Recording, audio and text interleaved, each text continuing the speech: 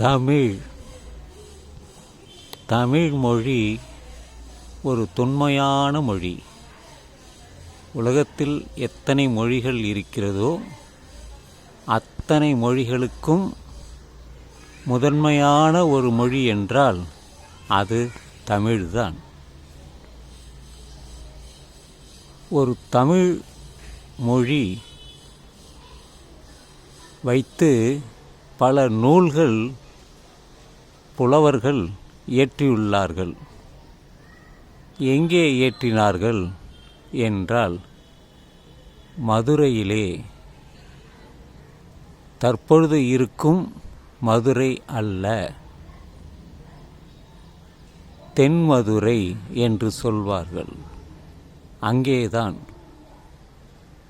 பல நூல்கள், பல புலவர்கள், உலகெங்கிலும் இருக்கக்கூடிய தமிழ் புலவர்கள் ஒன்றாக சேர்ந்து அவர்களுடைய பாடல்களை அரசர் சபையில் முன்பு அவர்கள் பாடிச் காட்டுவார்கள். அதன் பொருளை விளக்குவார்கள்.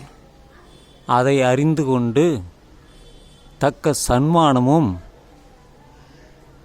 அரசர் பாண்டியர்கள் கொடுத்து வந்தார்கள். முதற் சங்கம், இடைச்சங்கம், கடைச்சங்கம், இப்படி 3 சங்கங்கள் பாடல்களாகவே அவர்கள் கிடைத்துள்ளது.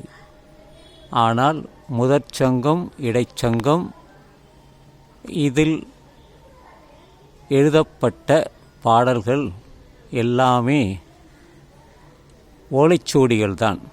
அப்பொழுது புத்தகம் என்று சொல்கிறோமே, அப்பொழுது இல்லை, நூல் என்றே சொல்வார்கள்.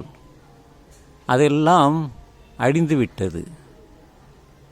அந்த கடைச்சங்கத்தில் கிடைத்த நூல்களை, அதுவும் ஒரு 3 அல்லது 4 வருடங்கள் வரை தான் அது சரியாக இருக்கும்.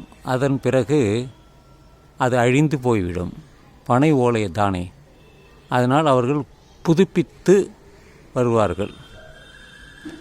சீனர்கள் கண்டுபிடித்த பிறகுதான் நமக்கு அச்சிடும் முறையே வந்தது. அதெல்லாம் இருக்கட்டும். தமிழுக்கு ஒரு இலக்கணம் என்று ஒன்று உண்டு. ஒரு இலக்கணம் என்று சொல்வதற்கு முன்பே இலக்கியங்கள் இருந்திருக்க வேண்டும். அகத்தியம் என்ற ஒரு நூல், அது தற்பொழுது கிடைக்கவில்லை. ஆனால் அதை பற்றி குறிப்புகள் தொல்காப்பியம் என்ற நூலிலே இருக்கிறது.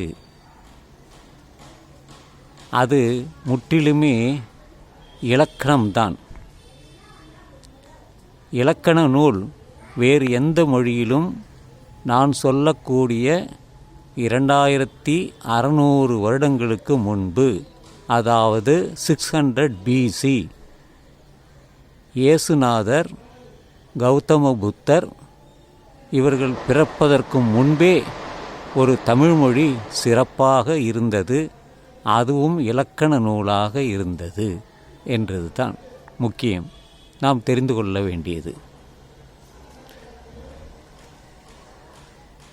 இலக்கணத்திலே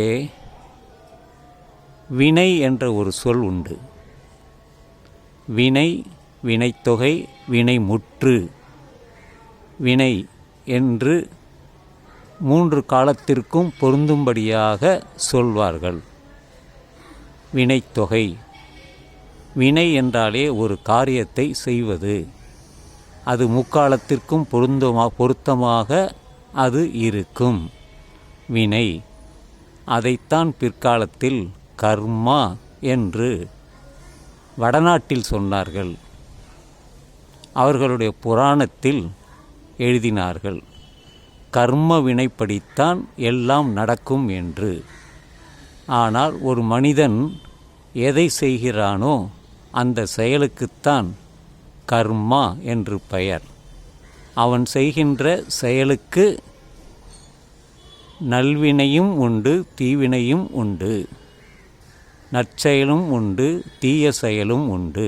செயல்தான் வினை என்றாலே அது ஒரு செயல்தான். எந்த செயலுமே இல்லை என்றால் அங்கே வினை கிடையாது. சும்மாவே இருப்பவர்களுக்கு எந்த வினையும் இருக்காது. இவன் வினை விதைத்தவன் என்று சொல்வார்கள். ஏதாவது ஒரு கெட்டதாக அவன் செய்துவிட்டால் அதை இவன் வினை செய்தவன், வினையினால் பாதிக்கப்பட்டவன் என்று சொல்வார்கள். இதெல்லாம் தமிழிலே இருக்கிறது, இலக்கணத்தில் இருக்கிறது. இதை நான் சிறு வயதில், அதாவது 5வது அல்லது 6வது 7வது 8வது இந்த 3 வருடத்தில் 6வது 7வது 8வது அப்பொழுதுதான் இந்த தமிழ் இலக்கணத்தை பற்றி படித்து தெரிந்து கொண்டது. அதை விளக்கமாக சொல்ல வேண்டும் என்றால் அது எனக்கு ஞாபகம் இல்லை. காலம் கடந்து விட்டது. கிட்டத்தட்ட